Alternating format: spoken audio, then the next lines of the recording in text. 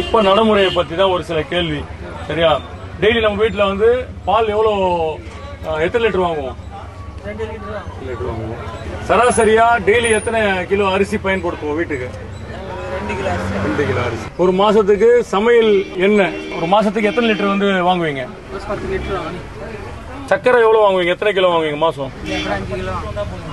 சரி, இப்போ current bill உங்க வீட்டுக்கு எவ்வளவு கட்டுறீங்க? இப்போ ஒரு 3000 ரூபாய் 2000 ரூபாய். 3000 ரூபாய். நம்ம எடப்பாடியார் ஆட்சி காலம், அம்மா ஆட்சி காலத்துல எவ்வளவு கரண்ட் பில் கட்டினீங்க? அப்போ கம்மியாக தான். எவ்வளவு கட்டணும்? அப்போனா 4 ரூபாய் யூனிட் 4 ரூபாய் இருந்தது. அப்போ பாதி. இப்போ 3000 ரூபாய் கட்டினா இப்போ 1500 ரூபாய் எடுத்துக்கிட்டோமா? இப்போ எவ்வளவு மாசம் உங்களுக்கு எவ்வளவு சராசரியா செலவாகுது உங்க குடும்பத்துக்கு?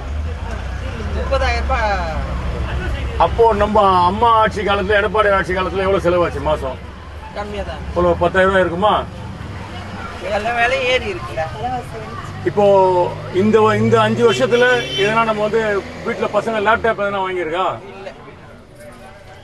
நம்ம வீட்டுல யாருன்னா அம்மாவோட திட்டம் நம்ம கொடுத்தாங்க, திருமண உதவி, தாலிக்கு தங்கம் கொடுத்தாங்க. இப்ப எதனா கொடுத்தாங்க இந்த 5 வருஷத்துல? மகளிர் அதாவது ஸ்கூட்டி மானியம் எதனா இப்ப 5 வருஷத்துல வாங்கியிருக்கோமா? ஒரு பையனுக்கு ஹார்ட் அட்டாக் வந்து படிக்க வைக்காத ஒரு பொண்ணு கோயம்புத்தூர்ல படிக்க வைக்கவே கஷ்டமாகுது. 1.5 லட்சம் ரூபாய் ஆகுது ஒரு வருஷம். சரி, ரைட். தபார் என்ன எதுக்காக இந்த தரவுனாமா?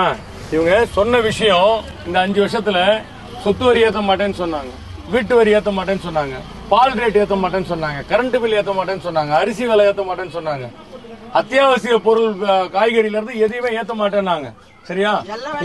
இந்த அம்மா சொன்ன தரவுகள், அவங்க சொன்ன, நான் சொல்லல, நீங்க சொல்ல, இவங்க சொன்ன தரவுகளை வச்சு இந்த அம்மாவுக்கு இந்த 5 வருஷத்துல 5 வருஷம் 1 லட்சம் அவங்களுக்கு வந்து நஷ்டம்.